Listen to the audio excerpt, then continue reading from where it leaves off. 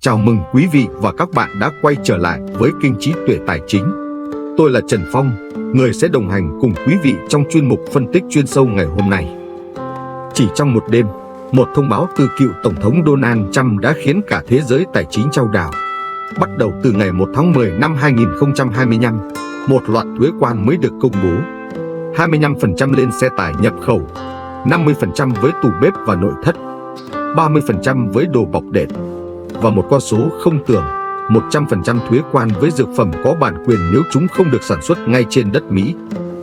Nhiều người vội vã gọi đây là một cuộc chiến thương mại. Nhưng không, thưa quý vị, nếu chỉ nhìn nó như một cuộc chiến thương mại, chúng ta đã bỏ lỡ 90% câu chuyện. Đây không phải là một cuộc đấu súng, đây là một ván cờ địa chính trị được tính toán vô cùng kỹ lưỡng.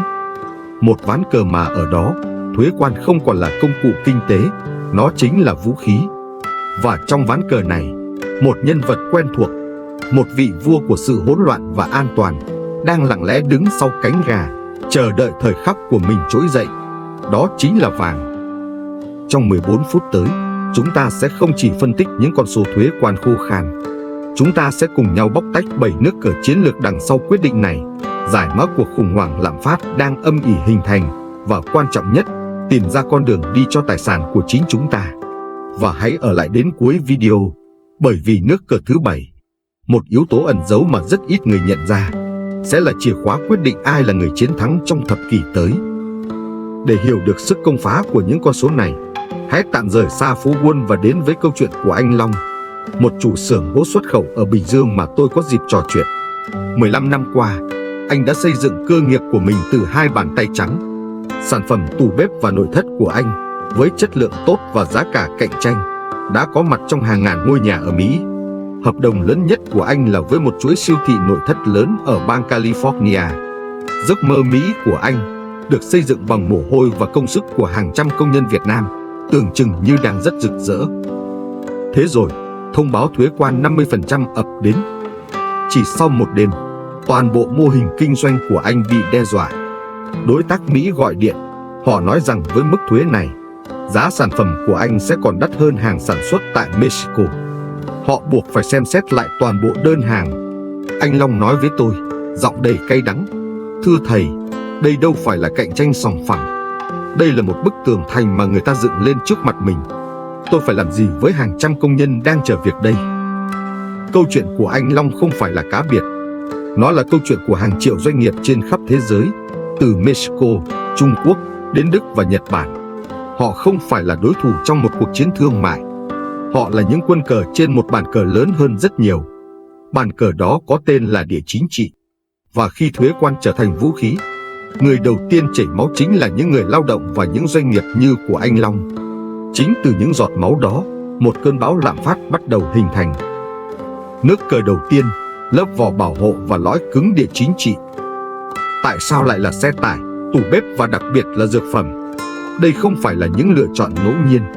Hãy nhìn sâu hơn. Đánh thuế 25% vào xe tải nhập khẩu không chỉ để bảo vệ ngành công nghiệp ô tô Detroit. Nó là một cú đấm thẳng vào tầng lớp lao động cổ cồn xanh, những người đã bầu cho ông Trump.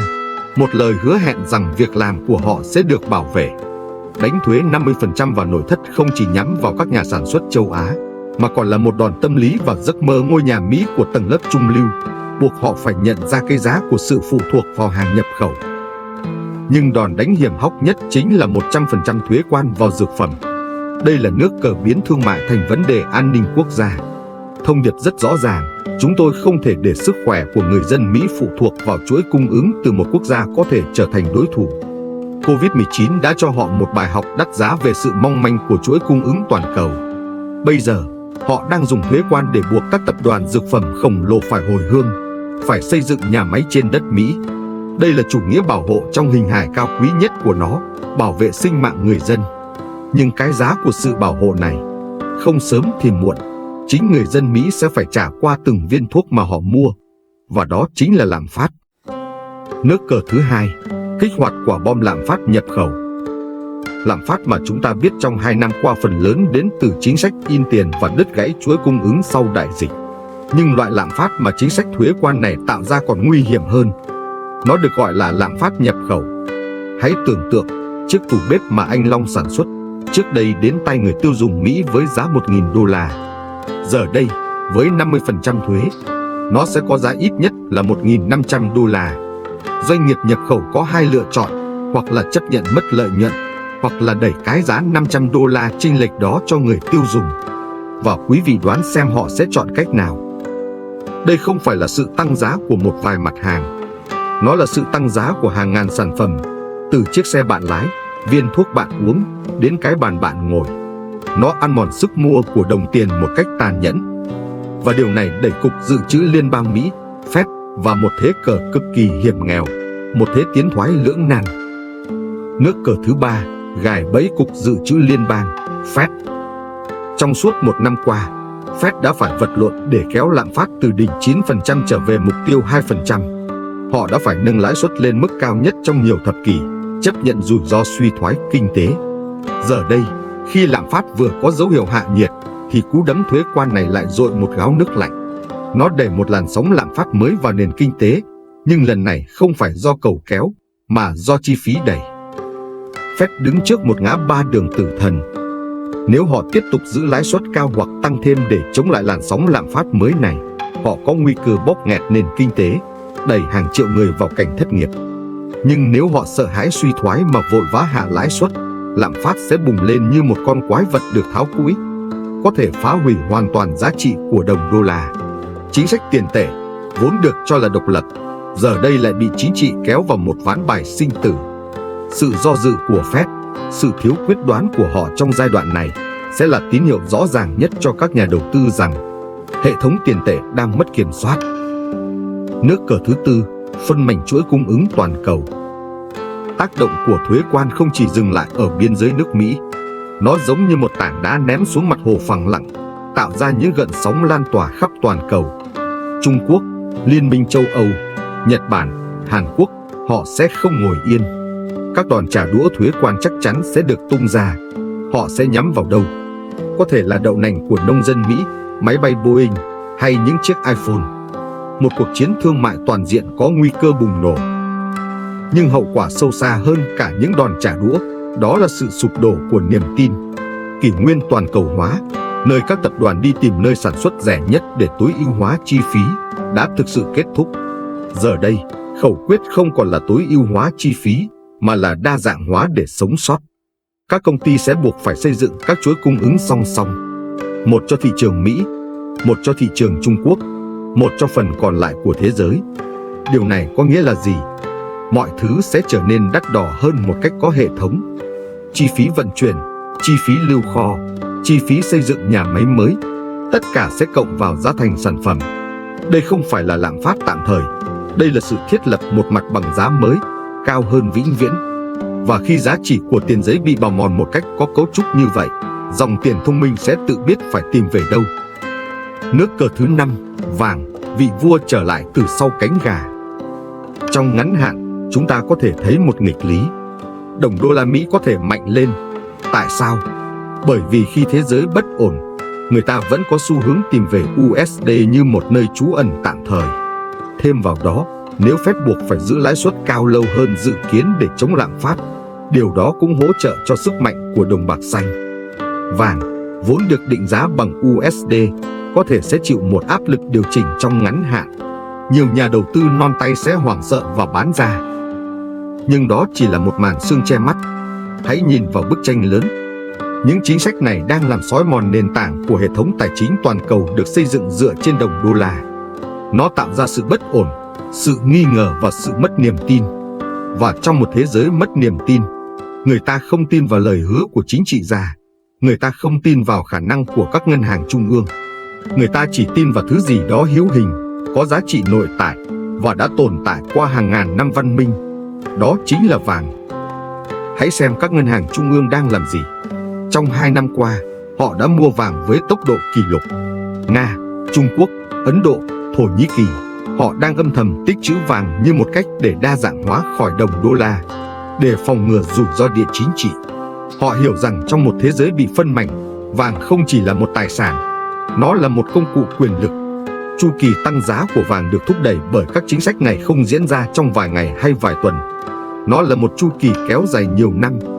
Những đợt điều chỉnh ngắn hạn chỉ là cơ hội để tích lũy cho những ai có tầm nhìn dài hạn. Nước cờ thứ 6, lộ trình cho nhà đầu tư khôn ngoan.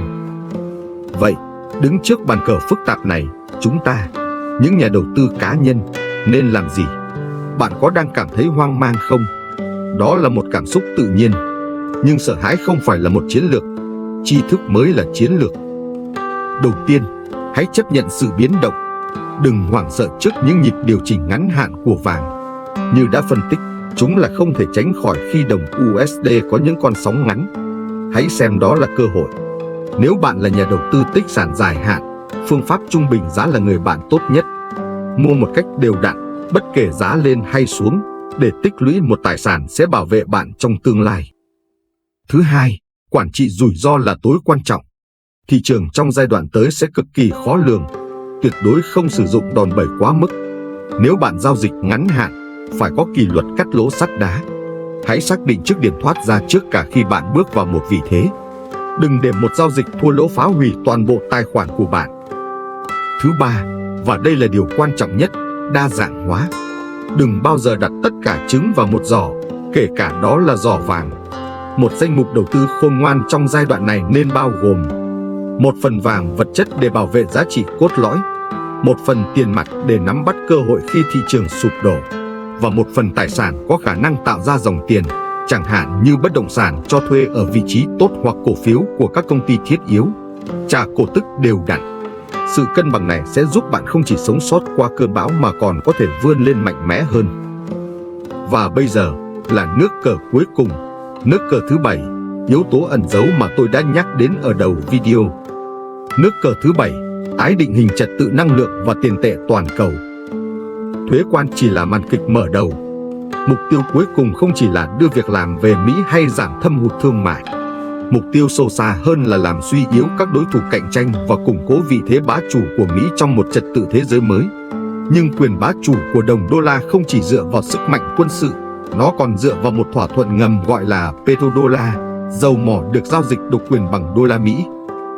Chính sách thuế quan và sự phân mảnh toàn cầu đang đẩy các quốc gia như Nga, Trung Quốc và các nước Trung Đông lại gần nhau hơn.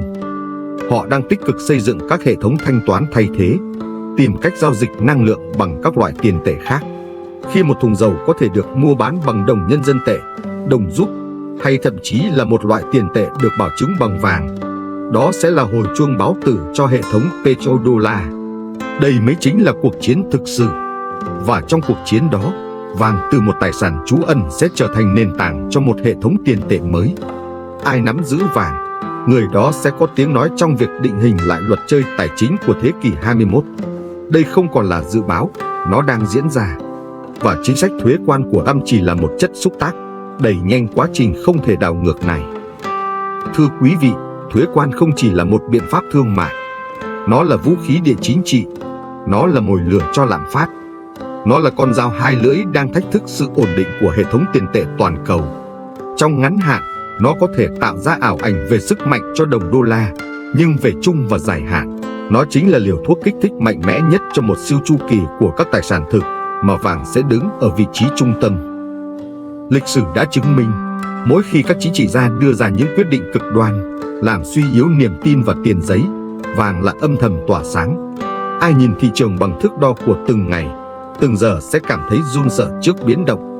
Nhưng ai nhìn thị trường bằng thước đo của thập kỷ, của kỷ nguyên, sẽ hiểu rằng đây là một cơ hội lịch sử, một cơ hội được trả giá bằng sự hỗn loạn và tái cấu trúc của cả một hệ thống. Đầu tư trong giai đoạn sắp tới không phải là một trò chơi may rủi, mà là một cuộc chơi của tri thức và tầm nhìn.